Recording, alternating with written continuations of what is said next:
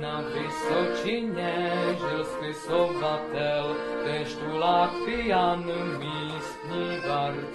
Měl kolem sebe spoustu přátel, Tarzana pro nás překládal. Na toulkách v Rusku pojedl maso, nezrovna čerstvé, vždyť měl hlad.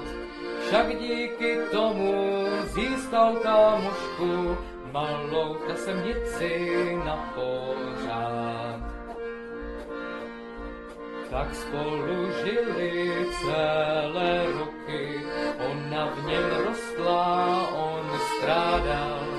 Tak jednoho dne do Humboldtce zašel, pomož doktorému lákal. Doktor je koumák, ví jak na to, flašku oleje Mátěj pil. Pak ještě jednu chudák malej, by svou kámošku vypudil. Tahatko malou, říkal doktor, nepřetrhnout ji, prosím vás. Když vytáhli z něj první metr, nebylo vůbec o co stát.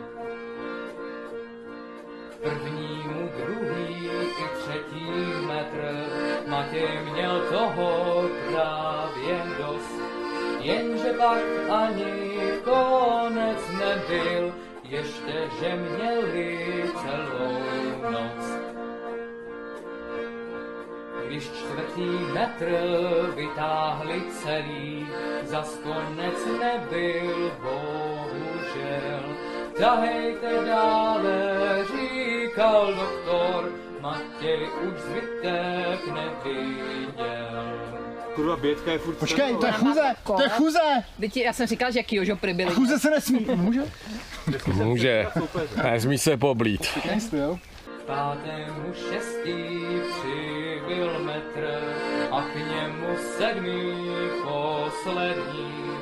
Do lihu celou ji potom dali, stal se z ní exponát nevšední.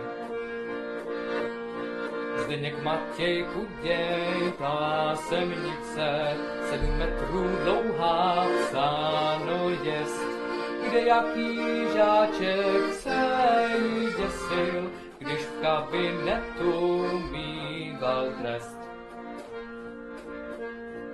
Když potom v 45. molodci z Ruska chtěli pít, přišla jim vodta semnice, vždyť to byl dobrý čistý líh. Vypili všecko, žáby, zmije, raky i půlce dokonce. Rusa jen tak něco nezabije,